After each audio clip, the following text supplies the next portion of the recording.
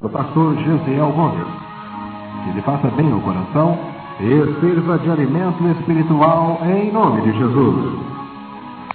Primeira palavra do verso 6. As 5 primeiras palavras do verso 7. 6 primeiro. A primeira palavra do verso 9. Nós estamos lendo palavras que são de responsabilidade de um líder. Por isso que nós lemos esse texto. Então, Paulo dizia: Tito, fala, Tito, exorta, Tito, ser exemplo. São palavras relacionadas com o líder. Vamos orar ao Senhor e pedir a sua bênção. Iniciaremos em seguida a segunda aula do nosso curso de liderança cristã. Eu apreciaria se o pastor Daniel pudesse tomar as primeiras carteiras. Nós reservamos as primeiras carteiras para os ministros e fico agradecido se os irmãos podem sentar. Oremos ao nosso bom e eterno Pai que está nos mais altos céus. Pastor Daniel, sentai-vos, queridos irmãos. Papel e lápis pronto para as suas anotações. Começamos agora. Nosso ponto de partida esta manhã é o livro de Neemias, capítulo de número 3. Neemias, capítulo de número 3. Nós vamos ler os versos 1 e 2. E levantou-se Eliasibe, o sumo sacerdote, com seus irmãos, os sacerdotes, e edificaram a porta do gado, a qual consagraram, e levantaram suas portas, e até a torre de Meá consagraram, e até a torre de Ananael, e junto a ele edificaram os homens de Jericó. Também ao seu lado edificou Zacur, filho de Inri. Neemias tem sido apontado na história, na Bíblia, como um dos mais magníficos líderes da história da humanidade, e especialmente da história bíblica. Na aula passada nós meditamos a respeito do ponto positivo. Os senhores se lembram? Como se faz um líder? Hoje nós vamos estudar exatamente o contrário. Como não se faz um líder. Esse é o nosso primeiro tópico. Depois passaremos a outros. Como não se faz um líder? Qual é a maneira errada de fazer um líder? Vamos escrever. Primeiro, um líder não se faz por nomeação ou eleição humana. Um líder não se faz. Obrigado, irmão Elias. Porque se o homem é indicado para liderar os homens, os outros homens, por uma nomeação humana, qual é a autoridade que esse homem ou esta mulher tem? Então escutem, um princípio bíblico, um princípio espiritual, que nós nunca podemos esquecer nem pôr de lado. Quando uma pessoa é enviada, ela tem a autoridade de quem a envia. Se eu estivesse no lugar dos senhores aí nas carteiras, eu estaria escrevendo isto. Bem, vou para frente. Quando nós lemos São João capítulo 20, versículo 21, está escrito que Jesus disse assim: assim como o Pai me enviou, também eu vos envio a vós. A lição que Jesus nos ensina neste versículo é que um crente que está liderando uma obra, seja que obra for, uma obra grande, uma obra pequena, pode ser uma pequena classe de uma escola dominical e pode ser uma igreja com 200 congregações, isso varia bastante. Quando uma pessoa recebe uma indicação, a autoridade que essa pessoa tem não é sua, é a autoridade de quem o indicou. Por isso que um líder espiritual, um líder cristão, não deve ser indicado por nomeação humana, porque ele tem a autoridade dos homens.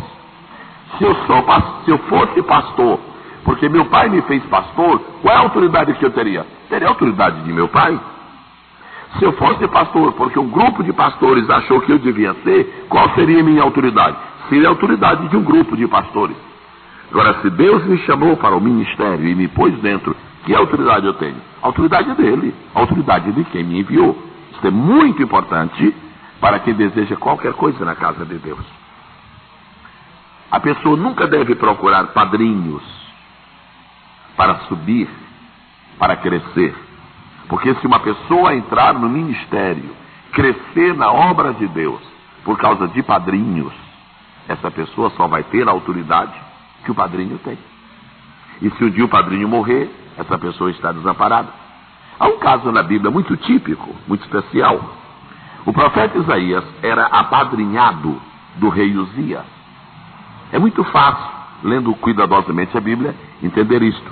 Isaías, do capítulo 1, capítulo 2, capítulo 3, capítulo 4, capítulo 5, ele profetiza, e dá para a gente entender que ele profetiza e se esconde.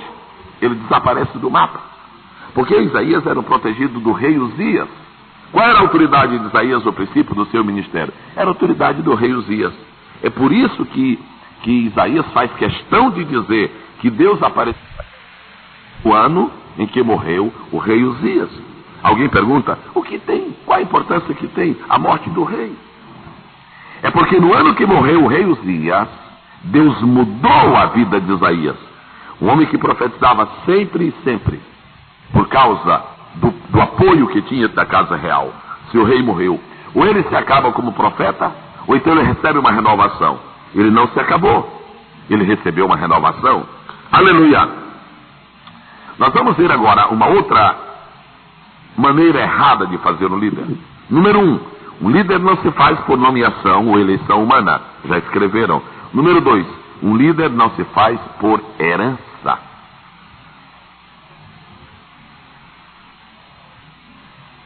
Um líder não se faz por herança. Meu avô é professor, então meu pai deve ser professor. E se meu pai é professor, eu também devo ser professor. E se eu sou professor, os meus filhos devem ser professores. Este é um conceito regular, um conceito humano, um conceito natural. É claro que isso pode acontecer na igreja. Pode acontecer. Eu, pelo menos no meu caso específico, o meu pai é pastor, eu sou pastor, tenho filhos pastores. Agora convém notar uma coisa. Aqui não é uma herança. Porque cada um de nós, dessa família que é um ministro, tem recebido o seu ministério de Deus. Geralmente o homem que é militar quer que um de seus filhos, pelo menos um, seja militar. E aquele filho que é militar vai se preparar para mandar o seu filho para a academia militar das Agulhas Negras. Porque é uma tradição de família, é uma herança. Na igreja, não. Nós temos o caso típico de como herança não é a maneira certa de fazer um líder. Escreva o exemplo. Os filhos de Samuel. Samuel era um grande homem de Deus. A respeito de Samuel, a Bíblia diz uma coisa que não diz de mais ninguém a não ser de Jesus. O que é, irmãos? Uma coisa que a Bíblia diz de Samuel e que não diz de mais ninguém a não ser Jesus. Que coisa fantástica. A Bíblia diz que de todas as palavras que Samuel falou, nenhuma delas o Senhor deixou cair em terra. O que a Bíblia diz parecido, igual a Jesus, está lá em Pedro. 1 Pedro, capítulo 3, não é? Na sua boca não foi achado engano. É a mesma ideia. Pois bem, Samuel era um grande homem de Deus. Samuel era um homem fiel, era um homem justo diante do Senhor. Grande e impiedoso servo de Deus. Mas o que aconteceu com os filhos de Samuel? Não serviram ao Senhor. Não foram continuadores da obra do Senhor. Agora eu pergunto aos irmãos, Deus castigou a Samuel porque os seus filhos não seguiram o ministério? Sim ou não? Deus castigou a Samuel porque os seus filhos não seguiram o ministério? Sim ou não? Não. Não. A razão porque Deus apertou Samuel foi por outra causa. Foi por questão de caráter dos filhos, de formação, mas não ministerial. Eu não posso ser responsável pela formação ministerial de minha família ou de meus filhos, não. Deus não castiga o homem porque o seu filho não seguiu a carreira dele. Fé é uma coisa, a Bíblia diz, instrui o menino no caminho em que deve andar. Mas isso não é ministério, isso é o caminho da fé, isso é o caminho do conhecimento de Deus, é a orientação das coisas que dizem respeito à adoração, à prática da fé, etc, etc. A segunda maneira errada de fazer um líder qual é? É por herança. A terceira maneira errada de fazer um líder é por decisão convencional. decisão convencional. Existem convenções. Existe uma convenção geral, estou falando no caso da Assembleia de Deus. Existe uma convenção geral que engloba os pastores e evangelistas de todo o Brasil. E existem convenções regionais e estaduais. Se o homem entrar no ministério só porque a convenção decidiu, a autoridade desse homem é limitada à autoridade que a convenção tem. Logo, é uma autoridade humana. A convenção existe, ela é boa, ela é importante e ela é necessária, mas ela não influi na vocação ministerial. O que a convenção faz é descobrir a vocação de um homem e confirmar diante dos homens aquilo que Deus já deu. Paulo escreveu muito sobre isto, e uma das palavras que ele falou foi esta: atenta para o ministério que recebeste do Senhor. Paulo disse que o dom ministerial que Timóteo recebeu veio por imposição das mãos do presbitério através. Agora, para que ninguém pense que aquele dom é humano, ele disse o ministério que recebeste do Senhor. Ele próprio disse em 1 Coríntios 11, eu recebi do Senhor. Ninguém queira depender de homens para se tornar um líder na obra de Deus, porque o seu tempo é curto. Vamos para a quarta maneira errada de fazer um líder. Um líder não se faz por talento pessoal. Talento pessoal. Talento pessoal é uma coisa boa. Se esta manhã eu humilhar as pessoas que têm talento, se esta manhã eu ignorar a importância do talento de um homem, eu não estarei sendo coerente. Porque Deus é quem dá talento ao homem. Agora eu gostaria que os irmãos entendessem que talento humano não é a primeira qualificação para ser um obreiro, para ser um ministro de Deus. É muito melhor pegar um homem sem talento que tem chamada do que um homem com muito talento sem chamada. Porque talento não expulsa demônios. Talento não repreende Satanás. Talento não produz fé. O talento é muito bom como um pano de fundo. O talento é muito bom como substrato espiritual, um substrato natural para uma vocação espiritual. Mas o talento não é o primeiro requisito. Vamos ver dois casos, dois exemplos. Moisés. Quando nós lemos em Atos capítulo 7, vamos ver isto que é muito especial. Atos Apóstolos, capítulo 7, o famoso discurso de Estevão. Está escrito no versículo de número 22.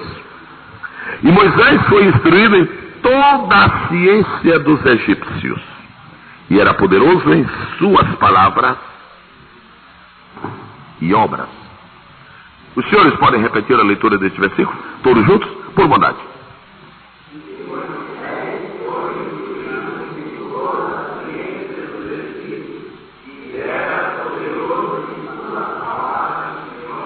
Ouça-me com muita atenção para que não haja nenhuma digressão. Moisés era, no verdadeiro sentido da palavra, um cientista. Moisés era um sábio. Isso era uma palavra muito vulgar hoje em dia. Moisés era polivalente, do ponto de vista intelectual. Ele foi instruído em toda a ciência. O que era a ciência dos egípcios? Medicina. Moisés entendia de medicina. O que era a ciência dos egípcios? Astronomia. Moisés entendia astronomia. Quando eu falo em medicina, eu posso citar, por exemplo, foi o povo que inventou o sistema de embalsamamento.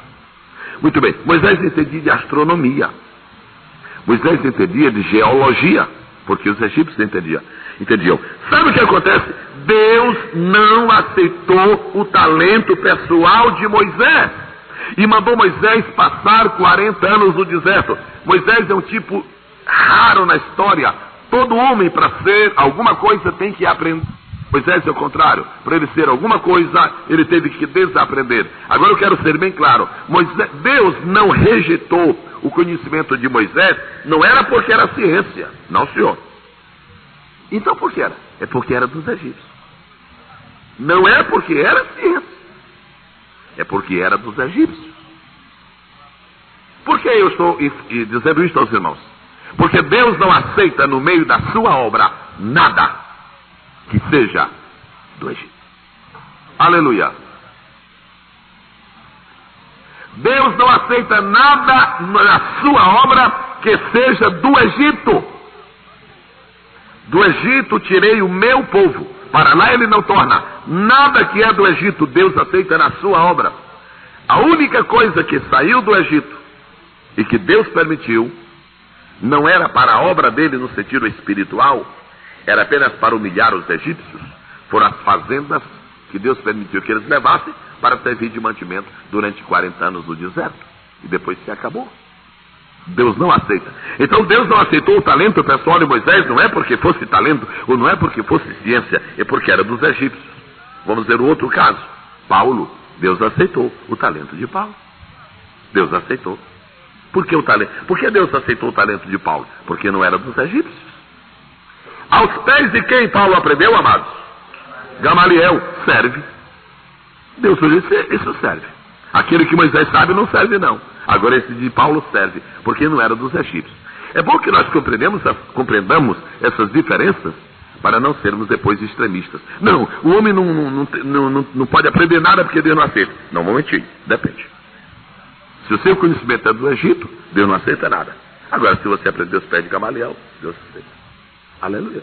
Depende, então a gente precisa ser bem equilibrado. Equilíbrio é uma característica do líder que Deus faz. Estamos vendo o nosso último subtópico. Deus não aceita, Deus não quer que as pessoas entrem na sua obra, no caso específico do nosso estudo, sejam líderes por talento pessoal. De talento pessoal não pode ser a bandeira. Agora, um homem que tem talento, e Deus aproveita esse talento, ele nunca deve fazer do seu talento pessoal a sua bandeira. Foi aí que Deus se agradou muito de Paulo. Paulo era um grande homem, era um sábio, era um conhecedor profundo da lei. Ele foi passar 3 anos na faculdade das Arábias, no deserto. Era um aluno único, uma classe de um aluno só. E ele ficou lá, não foi para desaprender o que ele sabia, como Moisés. Não. Foi para entender o sentido espiritual do que ele sabia e receber as revelações de Deus. Porque para uma pessoa entender a Bíblia, ela precisa de 3 coisas. Ela precisa de pesquisa, ela precisa de meditação e ela precisa de revelação.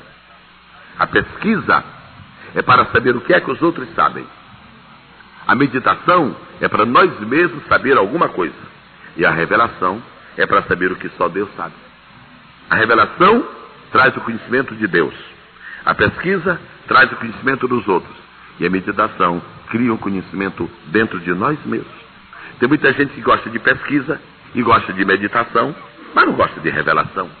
Tem os que gostam de revelação, gostam de meditação, mas não querem saber de pesquisas. Não, irmãos, há muitas coisas boas, maravilhosas, que Deus já revelou aos outros. E nunca vai revelar para nós, porque não precisa. É só você pegar um livro.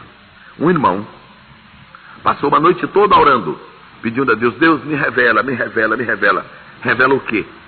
Revela o que representa esses nomes aqui no Salmo 119. Os irmãos sabem que tem os nomes no Salmo 119. Aleph, Bet, Gimel, Dalet, e vai para frente. E orou. Quando chegou de manhã, cansado de orar, Deus não revelou nada. Por quê? Porque Deus não vai revelar uma coisa que para a gente saber não precisa de revelação. Ele tinha que olhar um dicionário, um comentário bíblico. Não. Outro lê na Bíblia, Lídia era vendedora de púrpura. Deus, me revela o que quer dizer púrpura, me revela. Aí não é caso de revelação, é de pesquisa. Pega um dicionário que está escrito lá. Deus não revela o que já está revelado. Deus revela o que é segredo. Um líder deve ter sabedoria de Deus para compreender o que é que depende de pesquisa, o que é que depende de meditação e o que é que depende de revelação. Agora nós vamos entrar em um aspecto muito especial de nosso estudo, que é a primeira grande característica de um líder, característica espiritual. Qual é? Fé. Oh, amados, Ninguém quer acompanhar um homem que não tem fé. Ninguém quer seguir um homem que não acredita em nada. Ninguém quer dar apoio a um homem que não tem uma grande convicção das coisas. Se os senhores estão neste curso de liderança cristã, esperando que venha a graça de Deus sobre os senhores, para algum dia exercerem algum tipo de liderança, estou falando com os que não exercem ainda, não se esqueçam, sem fé não existe liderança eficaz. Vamos ver alguma coisa que temos na Bíblia Sagrada. Hebreus capítulo 11, versículo 1. É um texto bastante conhecido. Que bom. Vamos ler. Eu agradeceria se a classe lesse junta, em conjunto, o versículo 1 de Hebreus 11.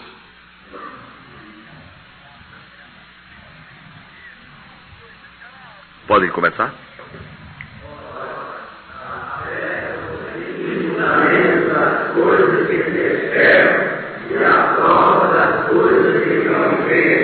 Nós vamos demorar um pouquinho neste versículo. Todo mundo sabe este versículo, mas pouca gente tem estudado este versículo. Vamos estudar este versículo esta manhã à luz de nosso curso de liderança cristã. E este caminho que nós estamos seguindo, eu tenho certeza que estamos absolutamente certos. Sabe por quê? Porque o capítulo 11 de Hebreus é o capítulo dos líderes. Claro, é o capítulo dos líderes. Abraão foi um líder. Isaac foi um líder. Não foi um grande líder, mas foi um líder. Um líder sabe resolver problemas difíceis. Isaac soube resolver o problema difícil quando ele foi a Gerar, ou quando ele esteve com Abimeleque, ou o problema do poço entupido. Bem, amados, a fé é o firme fundamento, primeiro, das coisas que se esperam. Número 2, é a prova das coisas que não se vê, ou que se não vê, como diz a Bíblia. Como eu posso conhecer um verdadeiro líder? Pela arrogância com que fala? Sim ou não? Pelos anéis que tem no dedo? Sim ou não? Não. A primeira grande prova de que um homem ou uma mulher tem uma liderança dada por Deus é que diante dele, diante dos seus olhos, existem duas coisas. Primeira, coisas que ele espera. Segunda, coisas invisíveis. O homem que só vê o que vê não vai muito longe. Quem vai longe é o homem que vê o que os outros não veem. É isso que está dizendo a Bíblia. Um pastor está dirigindo um campo e ele dirige uma igreja com 200 membros. E passando pelo centro da cidade, ele vê um terreno. E ele olha assim, irmão. Aí fala com o seu companheiro, que coisa linda, olha o que eu estou vendo aqui.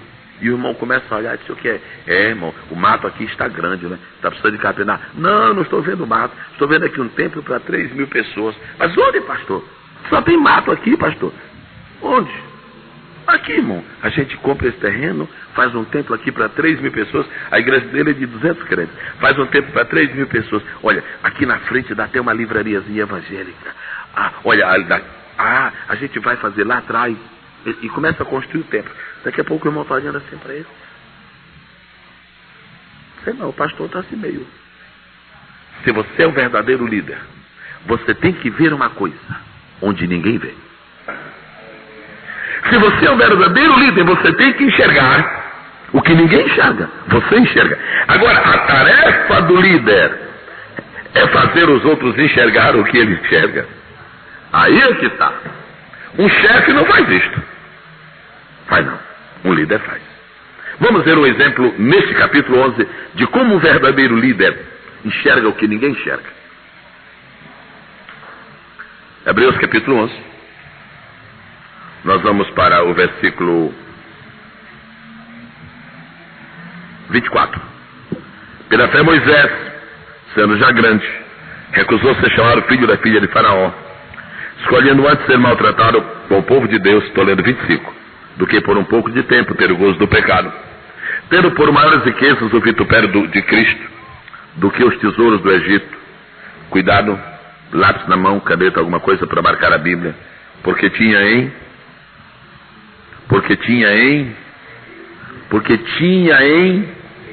vista o quê? O galardão, a recompensa. Estava perto ou estava longe? Estava muito longe. Mas onde estava? Estava na vista dele. Tinha em vista. Sublinha esta palavra vista. A coisa mais importante, a primeira coisa mais importante da vida de um líder são os seus olhos. Seus olhos espirituais. O que é que ele enxerga? Agora uma criatura que sai de casa para fazer o ar livre. E ele já sai das... Ih, hoje vai chover, não vai se entregar a ninguém. Irmãos, não acompanhe uma criatura dessa não. Não acompanhe uma criatura dessa não. Esse homem não é um líder. Hoje, o calor está grande, tem jogo no Maracanã. E hoje, olha, nós vamos por honra da firma. Nós vamos porque estamos escalados. Mas hoje não vai se entregar um. Não vai mesmo não. Mas não vai se entregar nenhum. Agora, às vezes a pessoa chega assim num descampado, não tem uma viva alma. Olha, vamos aqui, porque esse João Batista pregou no deserto, o povo veio, nós também vamos pregar o povo. Olha, vamos pedir 10 almas. E eu disse assim, irmão, não tem nenhum aqui. Vamos pedir 10. Eu estou vendo 10 pessoas se entregarem a Jesus. Daqui a pouco começa a falar, aí Deus começa a trazer o povo. Tem um edifício de apartamento longe, abre a janela, escuta, desce, Deus toca. Daqui a pouco se entrega o 10. Irmão, eu não pensava que isso ia acontecer. Aí está o líder, ele vê onde ninguém vê. Ele vê o que ninguém vê. Enquanto você não tiver este sentimento, esta virtude, esta bênção interior de Deus, paciência, ainda não é um líder não. Mas a história de Moisés ainda não é o forte aqui, o forte vem, verso 27. Pela fé deixou o Egito, não temendo a ira do rei, juntos agora, porque ficou firme como vendo... Ué, o invisível é aquilo que não se vê. A Bíblia está errada? Olha, irmãos, descobriram um erro na Bíblia. O invisível se vê? Não. O que está dizendo aqui? Vendo. Não, aqui não diz vendo. Aqui não diz vendo invisível. Diz, não. Aqui diz como vendo. Não diz vendo, diz como vendo. Quer dizer, como se estivesse vendo. Porque o invisível não se vê. A Bíblia diz como vendo. Não diz vendo, diz como vendo. Perfeição da Bíblia. Você não pega a Bíblia em nada aqui. É a verdade de Deus pura. Mas o que era o invisível de Deus na vida de Moisés? Eu creio com toda a força da minha alma que na hora que o rei chamou a Faraó e mostrou para ele o trono e disse, tu vais se sentar nesse trono, naquela hora Moisés viu outra coisa além do trono. Ele viu o quê? Ele viu o sacrifício de Cristo, chamado aqui neste capítulo de vitupério. Torpe, a torpeza do sacrifício. Outro homem, grande líder espiritual e que pôde ver o que ninguém via. Vamos ver ainda Hebreus, capítulo 11. Vamos ver o versículo de número 9. Primeiro vamos ver o 9. Pela fé habitou na terra da promessa como em terra alheia, morando em cabanas com Isaac e Jacó, herdeiros com ele de quê? Da mesma promessa. Agora verso 10, juntos. Porque esperava a cidade. Só isto. Porque esperava a cidade. Abraão morava em tendas. Entendam-me bem o que vou lhe dizer agora. Abraão chegava em um lugar, vamos supor em Siquém. Armava uma tenda. E ficava debaixo da tenda e ia orar. Quando ele estava orando embaixo da tenda, o que é que ele via? Uma cidade com fundamentos. Deixe-me ilustrar isso de outra maneira. Há pessoas que estão morando numa cidade e têm a visão de uma tenda. Tem gente que só vê fracasso. Há pessoas que estão com o dinheiro no bolso. Não adianta, eu estou com o dinheiro no bolso, mas amanhã não vou ter nada. E outros que não têm nada. Estou vendo que eu vou encher meu bolso, amanhã eu vou ter. Essa é a diferença de um líder. O líder está na cabana e vendo a cidade. O não líder está na cidade e vendo a cabana. Agora você vai ver se você já tem um pouquinho de graça de Deus. Mas se ele é um líder, ele olha para os 5 meninos e diz, olha, cada um de vocês vai trazer um na próximo domingo. Eu estou tendo uma visão de Deus. Meninos, olhem para mim, me escutem. Sabe que isto aqui vai ser a maior classe da escola dominical? sabe que nós vamos qualquer dia pedir ao superintendente para falar com o pastor, para nos dar uma sala nova, que isso aqui vai explodir.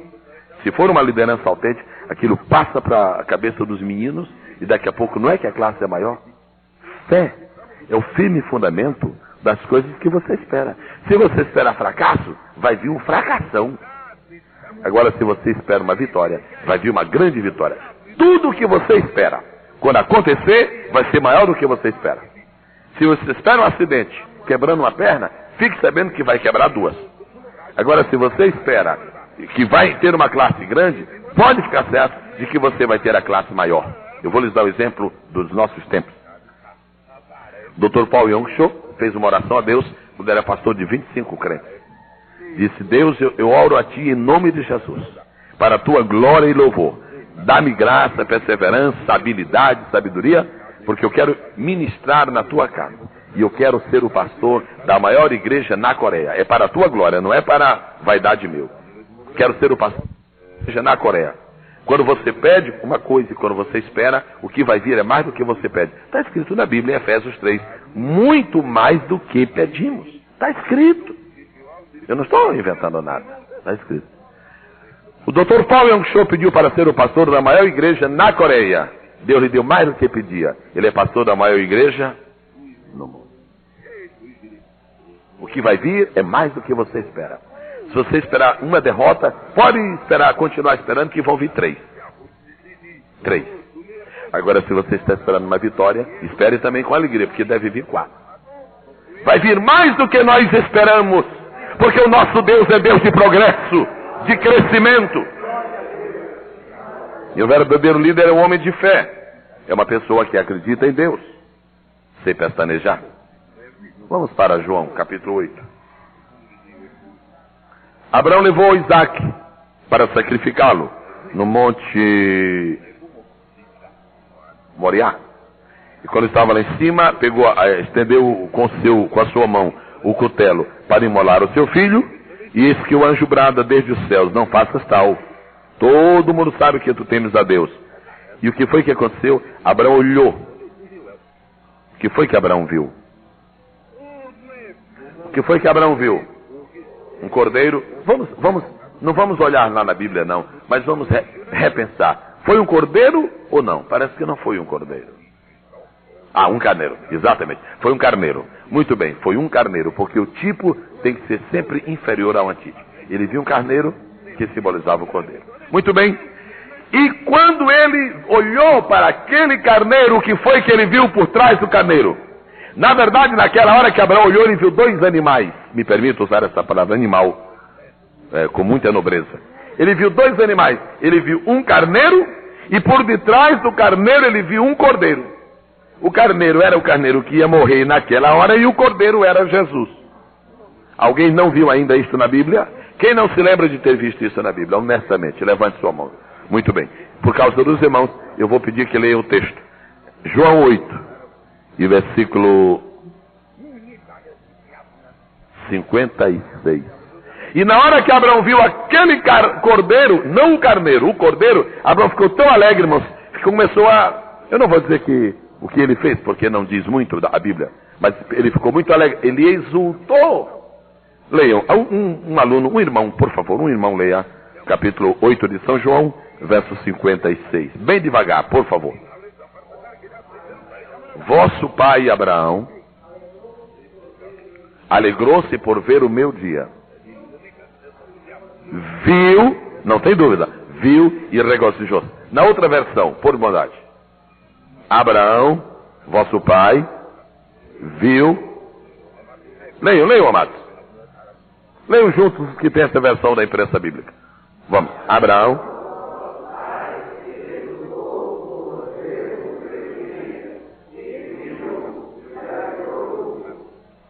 O meu dia. Qual foi o maior dia na história de Jesus aqui na terra? Foi o dia da sua morte. Sem derramamento de sangue não há remissão de pecados. O que foi que Abraão viu? Viu o meu dia, o dia da minha morte. Como é que você pode ver o dia da morte de alguém se não ver o próprio? Então Abraão viu Jesus na cruz. Agora, podia Abraão ver a Jesus na cruz? Não podia. Aquilo era invisível para Abraão. Abraão estava separado de Jesus por séculos e séculos. E como ele viu? Porque quem tem fé vê o invisível. Vamos falar juntos? Quem tem fé vê o invisível. Quantos podem glorificar o nome do Senhor? Se o senhor ou a senhora, a senhorita, deseja algum dia exercer uma função de liderança na igreja, lembre-se, Deus nunca usará como líder uma pessoa que não tem fé.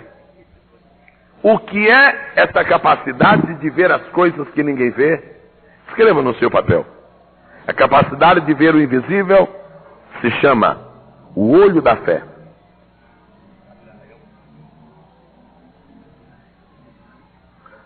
Senhoritas, quantos olhos vocês têm? Cada uma de vocês? 2. Sinto muito, senhorita. Eu tenho 4. Eu nasci com 4 olhos. E não é isso aqui não. Isso não nasceu com ele. Eu gostaria que vocês repensassem o assunto. Eu gostaria que vocês repensassem a pergunta. Cada um de nós nasceu com 4 olhos. 2 olhos que nós temos são para fora. Vocês só pensam nele. Nós temos 2 olhos para fora. Mas eu gostaria de lembrar-lhes que nós temos 2 olhos para dentro. 2 mais 2 são 4. Esses olhos têm nomes. Este olho aqui se chama olho esquerdo. Este olho aqui se chama olho direito. Mas aqui dentro, que vocês não veem e nem eu vejo, existem 2 olhos. Nós chamamos normalmente isto de olho da fé é um. E olho da sabedoria é outro. E quando você tem esses 2 olhos abertos, você vê tudo e entende tudo. Por que que a gente tem muitas vezes uma visão de Deus e não sabe o que é? E vai perguntar, irmão, eu tive uma visão, mas eu não sei o que é. Porque teve a visão com o olho da fé, mas não tem o olho da sabedoria. Outros que sabem muitos segredos de Deus, mas nunca viram nada. Olha, irmão, Deus tem me revelado muita coisa, mas vê não, eu nunca vi nada. Tem o olho da sabedoria aberto, mas o da fé está fechado. Vamos ver isso na Bíblia? Porque se tiver na Bíblia, aí é bom. Aí é verdade mesmo. Vamos para a carta de São Paulo aos Efésios. A epístola de São Paulo aos Efésios, capítulo 1. Verso 17. Para que o Deus de nosso Senhor Jesus Cristo, o Pai da glória, vos dê em seu conhecimento o espírito de sabedoria e de revelação, tendo iluminados os olhos do vosso entendimento. Vamos ler juntos o verso 18, primeira parte? Tendo iluminados os olhos do vosso entendimento. São estes? Sim ou não? São estes? Então quais são? São os outros. Senhoritas, quantos olhos cada uma de vocês tem? Aleluia. Amém. Cada um de nós tem 4 olhos. Agora, há um espírito morando nesse olho? Sim ou não? Não. Há um espírito morando nesse olho? Não. Mas há espíritos morando naquele outro olho. O que foi que Paulo orou? Para que Deus vos dê. Ele não disse para dar emprestado, ele disse para que vos dê o espírito de sabedoria para um olho e espírito de revelação para o outro olho. Não este, os outros. Os olhos espirituais. Quando Abraão olhou para aquele carneiro preso sobre as pontas, com esses 2 olhos, ele viu o carneiro. Com os outros 2, ele viu o cordeiro. Há 3 tipos de crentes. Há um tipo de crente que só vê o carneiro. Há outro tipo de crente que só vê o cordeiro. E há outro que vê o carneiro e o cordeiro. Se você só vê o carneiro, você é um crente fraco, limitado. Eu quase diria carnal, porque só vê as coisas da carne. Se você só vê o cordeiro, você vai ficar fanático. Não quero mais ler a Bíblia, não preciso mais de culto de pregação, nem doutrina. Deus fala comigo. Cuidado, você só quer ver o cordeiro, mas tem o carneiro também. As coisas que são visíveis e as coisas que são invisíveis. As coisas que são naturais e as coisas que são espirituais. Se eu não parar de ler a Bíblia, porque Deus vai me revelar tudo, eu viro fanático. Porque tem algumas coisas na Bíblia que Deus nunca vai me revelar. Primeiro, porque já revelou a outros. Segundo, porque já está escrito em muitos livros. Terceiro, porque se Deus me revelar tudo em casa, o que eu vou fazer na igreja? E há coisas que Deus nunca vai falar conosco. ele vai falar no culto de terça-feira, ele vai falar numa escola dominical, ele vai falar no Instituto Bíblico, ele vai falar num curso de liderança cristã, ele vai falar em algum lugar, para que nós sempre sejamos dependentes uns dos outros. Por que estamos falando isto? Porque Deus só pode usar uma pessoa para ser um líder quando a sua fé está fortalecida. E aqui chamamos de olho da fé. O olho da fé é que enxerga o que ninguém enxerga. Quando nós estamos perdendo a nossa visão espiritual, nós somos exortados pela Bíblia a comprar colírio, porque está ficando às vezes vermelho, né? O olho opaco, empanado, sem brilho, sem visibilidade. Nós somos exortados. Apocalipse capítulo 3, versículo 18. Apocalipse 3 e 18. Vamos ver. Aconselho-te que de mim compres ouro provado no fogo e unjas os teus olhos com colírio. Agora eu pergunto, são estes? Não, este óleo se unge com colírio Moura Brasil, com lavolho, com zicril, com lacril. Este aqui. Os outros se unge com colírio da graça, que quando toca 2 gotas, uma gota se chama, em Efésios 1,17 outra vez, espírito de sabedoria. A outra gota se chama espírito de revelação. A importância da liderança é muito grande, mas ela depende da fé que nós tenhamos. Se você não tem fé, você nem deve dirigir nada na obra de Deus. Nada. Porque a obra de Deus não é dirigida por intelectualidade, por capacidade humana, por talento. Não, não. Olha, meu pai é pastor, eu vi muito meu pai dirigir culto, eu vou dirigir culto. Não, senhor, não tem um culto igual ao outro. Cada culto é diferente do outro. Me permitam contar 2 experiências muito recentes e que ajudam os senhores, porque é um curso de liderança, eu tenho que falar sobre isso. Recentemente aconteceram 2 coisas muito importantes aqui na igreja. Um irmão veio de uma outra igreja, estava com um problema assim, de ordem familiar, muito sério, e ele precisava de um conselho. E o conselho que nós demos depois do culto foi este: irmão, o meu conselho, honestamente, é que o senhor e sua esposa saiam da casa onde estão. Ele estava na casa do sogro e da sogra, e não estava dando certo. Ele disse: o senhor sai. Quando eu disse assim, e o meu conselho é este, a esposa olhou para ele e disse: eu não disse para você? Repara a confirmação de Deus. Aí eu fiquei curioso, que confirmação? E a esposa contou. Este casal veio de outra igreja para assistir um culto nosso. Eu creio que os irmãos se lembram um dia que nós pregamos sobre Abraão, no princípio deste ano. E eles estavam subindo a escadaria, subindo.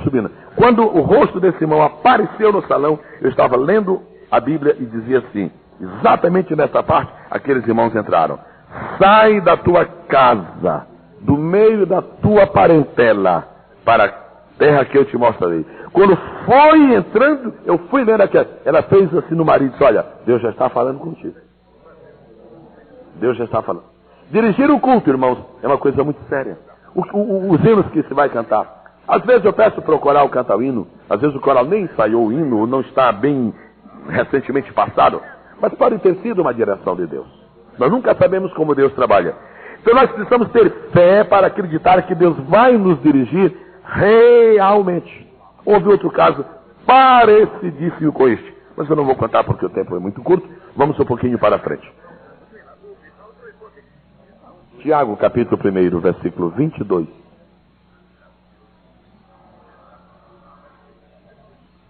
E sede cumpridores da palavra, e não somente ouvintes, enganando-vos com falsos discursos.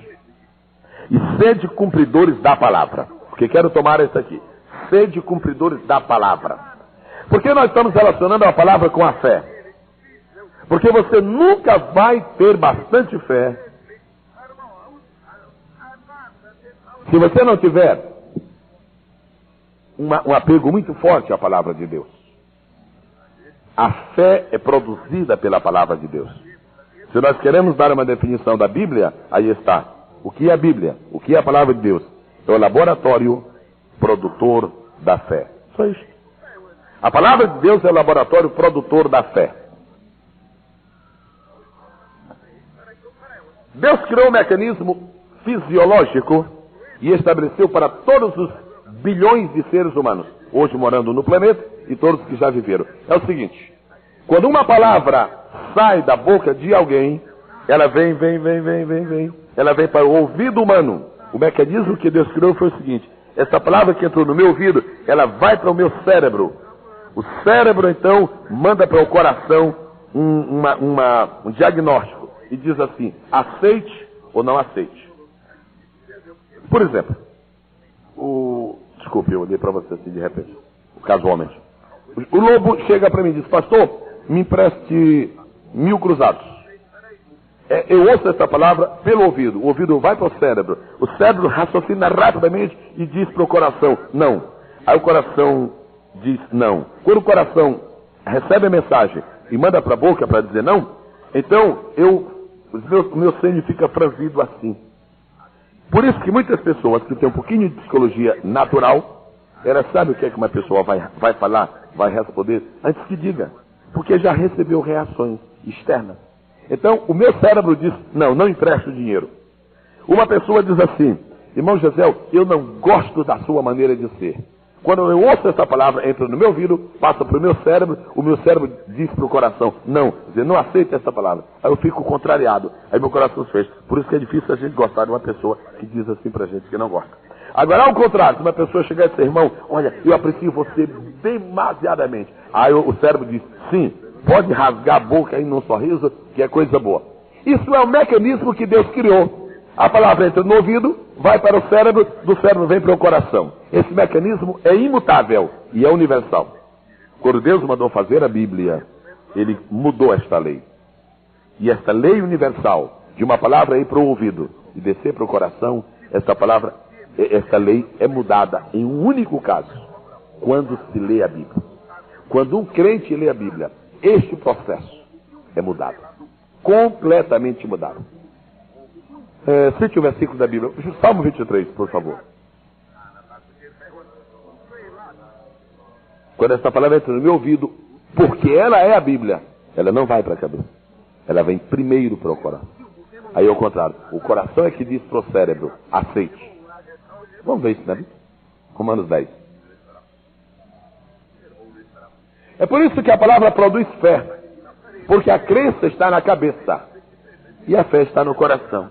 Por isso que a palavra de Deus produz fé. Porque ela não vai para a cabeça. Senão ela produziria crença intelectual. Eu sei que as galáxias existem. É uma crença intelectual. Eu sei porque eu estudei, que aprendi, que me contaram, aceitei. Crença intelectual. Agora, Jesus morreu por mim. Isso não é no intelecto, isso é no coração. Parece que eu estou vendo o dia que ele morreu. E eu abraço de todo o coração. Isso não é crença. Isso é fé. Romanos 10. Um minutinho que eu já chego lá.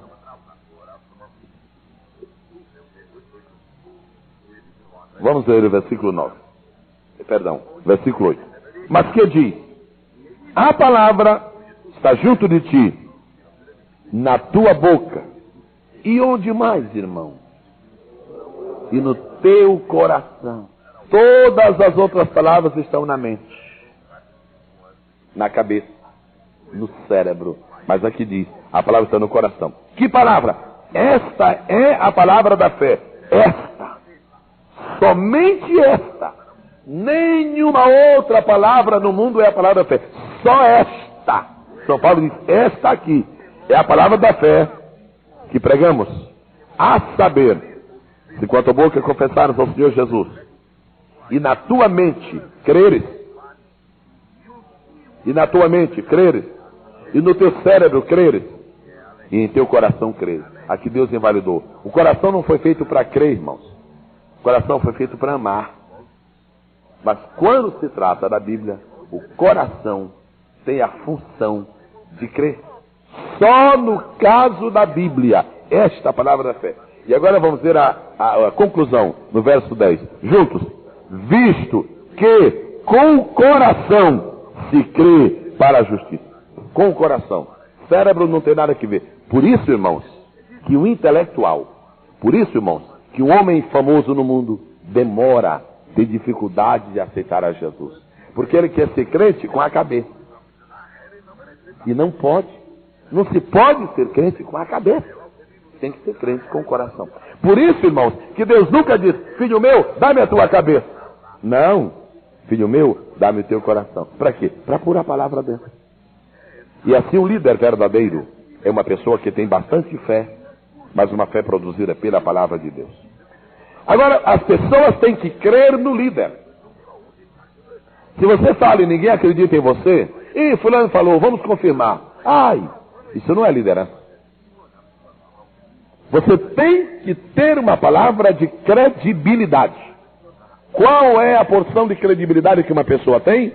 A nossa credibilidade está proporcional à nossa fé. Se nós temos dentro de nosso coração a fé suficiente para crer no impossível, quando nós falarmos aos outros, os outros acreditam em nós. E aqui está a diferença dos líderes. Duas grandes qualidades de líderes no mundo. Uma, primeira, aqueles que falam e o povo simplesmente acredita. Segundo, aqueles que falam e ninguém acredita. Os senhores sabem que o Irã tem um presidente. Os senhores sabem que o Irã tem um primeiro-ministro. Mas quem é que manda mesmo no Irã? Ayatollah Khomeini. Ele é presidente? Não. Ele é primeiro-ministro? Não. Ele é o quê? Ele é o líder. Repare a força desta... Ele é apenas o líder. Inclusive não tem cargos políticos. Não. É só líder espiritual. Agora o presidente do parlamento espalhou para o mundo uma notícia dizendo: nós vamos perdoar o homem que escreveu aquele livro, Versos Satânicos. O presidente do parlamento, o homem que tem a autoridade no país. Aí o Ayatollah disse: não, nós vamos dobrar o prêmio para quem matar. Qual foi a palavra que prevaleceu? A do líder. Nós estamos no curso de liderança. Vejam a força de um líder. Por isso que nós vamos ter mais tarde que todo líder tem que ter uma qualidade muito especial, que é submissão a Deus. Porque esse é o perigo de se levantar na igreja uma pessoa que tenha liderança e não seja submissa a Deus e às vezes queira competir. Por isso, se você vai fazer algum trabalho nobre de Deus, você tem que ser líder. Porque se você for apenas o professor da escola dominical e lá na classe tiver um líder, você fala, mas o líder manda. E não pode ser assim. A melhor coisa que um pastor faz é dar trabalho para as pessoas que têm liderança. Porque dando trabalho para elas se ocupam. Agora, se não der trabalho, elas são capazes de criar liderança incômoda para aquele que está liderando a obra de Deus. Por isso que Moisés disse uma coisa muito bonita. Quando vieram se queixar para Moisés, tinha gente profetizando, era uma liderança que estava aparecendo. Moisés não disse, manda matar. Moisés não disse, proíbe de falar. Não. Moisés, era um verdadeiro líder. Oxalá todo mundo fosse profeta. Aquela palavra vinculou todo mundo a Moisés. Porque o ciúme que o líder tem pode estragar a sua carreira. Não ponha as pessoas que têm liderança para longe do irmão, porque elas vão competir. Traga para perto e use o seu talento. E deixe que elas lhe ajudem na sua liderança. Até o tempo que venha a ser líder. O curso é sobre isso. Então vamos falar a linguagem certa, não é? Liderança cristã. Você, se você não tiver fé em Deus, muito menos você vai ter em você mesmo. Vamos anunciar um pequeno princípio espiritual, bíblico. O mundo faz o seguinte, olha como é que o mundo faz. Número 1, eu tenho que ter confiança em mim. Número 2, eu tenho que ter confiança nos outros. Número 3, eu tenho que ter confiança em Deus. Isso é a lei do mundo. Está certo ou errada? Absolutamente errada. Como é a lei de Deus? Número 1, eu tenho que ter confiança em Deus. Número 2, eu tenho que ter confiança nos outros. Número 3, eu tenho que ter confiança em mim mesmo. Essa é a lei. É a gramática de Deus. Todo mundo sabe. Qual é a primeira pessoa do singular, estudante? Eu. Qual é a segunda? Qual é a terceira? Por isso que o mundo jaz no maligno. Olha só como é que é a gramática do mundo. Primeira pessoa, eu. Mentira. Primeira pessoa é Deus. Primeira pessoa é ele. Da gramática dos homens é primeira pessoa eu, segunda pessoa tu, terceira pessoa ele. Da gramática de Deus é a primeira pessoa ele, segunda pessoa tu, terceira pessoa ele. Por isso que o homem não pode ser um bom crente ficando com as coisas do mundo. Ele tem que ter até uma nova gramática. Por isso que 2 Coríntios 5,17 diz, as coisas velhas são passadas, Deus muda até a gramática. Imagine que até o alfabeto Deus muda, não é? Até o alfabeto, quando você entra para a igreja, até o alfabeto muda tudo, muda a matemática, você gosta muito de diminuir, não pode, dividir a coisa do diabo, você tem que somar e multiplicar. E o alfabeto? O alfabeto do homem é A, B, C, D. O de Deus é muito diferente, começa com O. O, B, D, C. Vamos ler o versículo da Escritura. Filipenses 4:13. Todo líder tem que ter, primeiro, confiança em Deus, segundo, confiança nos outros, terceiro, confiança em si mesmo. Se você começa a ter confiança em você mesmo, você nunca vai ter confiança em Deus. Você tem que ter primeiro confiança em Deus. Vamos ler Filipenses 4 e 13.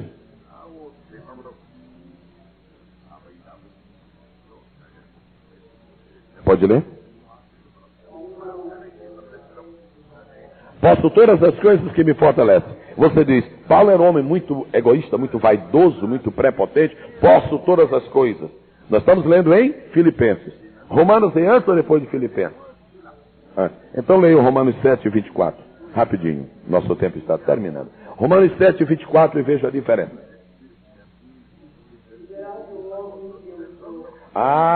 Somente essa primeira parte. Outra vez, por favor, as primeiras palavras. Todo mundo falando, miserável homem que eu sou. Em Romanos, que você lê muito primeiro do que Filipenses, Paulo diz, eu sou miserável. O líder não confia primeiro em si mesmo. Eu não confio em mim primeiro, eu sou miserável. Mas em Filipenses, depois que ele declarou a sua inutilidade, aí ele diz, posso todas as coisas. Posso todas as coisas. Ponto final. Essa é a diferença entre a Bíblia e o esoterismo. É a diferença entre a Bíblia e a Rosa Cruz. A Rosa Cruz diz, hei de vencer, ponto. O Evangelho diz, hei de vencer com Jesus. O esoterismo diz, posso tudo, ponto. A Bíblia diz, posso tudo nele. Aleluia. Há uma diferença muito grande. Quando começamos a falar, as mesmas palavras, mas quando terminamos, eles já pararam há muito tempo, nós estamos seguindo. Agora, Paulo está depositando a sua confiança em quem? Nele, Paulo ou nele, Cristo? Nele, Cristo. Posso todas as coisas naquele que me fortalece. Se você for pregar sobre este versículo, não esqueça que ele tem 4 pontos. E um ponto muito importante é essa última palavra, fortalece. O que já é forte não precisa ser fortalecido. Quando Paulo diz todas as coisas, ele está falando da plenitude da capacidade de Deus. Quando ele está dizendo naquele, ele está falando do instrumento de sua capacidade. Quando ele diz fortalece, ele está confessando a sua fraqueza, que só fraco precisa ser fortalecido. Quando ele diz posso, ele está confessando a sua vitória. Que bonito. Preze sobre isso em qualquer dia. Muito bem. Nós vamos ler mais um versículo. E ao ler este versículo, agora nós vamos lembrar-nos do significado mais profundo dessa palavra. Posso todas as coisas naquele que me fortalece. Qual é o maior inimigo da fé? A fé tem 3 grandes inimigos. Vamos mencioná-los. Depois os senhores dizem qual é o maior. A fé tem 3 grandes inimigos. E muita gente só não tem muita fé porque não ultrapassou essa barreira dos inimigos. Primeiro inimigo, não estou dizendo o maior nem o menor, o primeiro inimigo da fé, primeiro grande inimigo da fé é o medo. Medo. O segundo é a incredulidade. O terceiro é a dúvida. Esses são os problemas maiores que um líder tem na sua trajetória cristã. Se você não vencer esses 3 inimigos, você nunca será um bom líder. Josué estava com um problema aí psicológico, problema de medo. Josué tinha medo de não conseguir levar o povo a Canaã. Ele tinha um temor interno. Então Deus resolveu este problema com uma palavra. Josué, sê corajoso. Isso foi a vacina que Deus deu, a injeção que Deus deu para Josué para combater o medo. E combateu. Quase que ele ficou até valente demais. Vamos mencionar os 3 inimigos da fé. Número 1. Número 2. Número 3. Qual é o pior? Na hora que se apresenta, cada um é o pior. Medo é uma coisa pavorosa.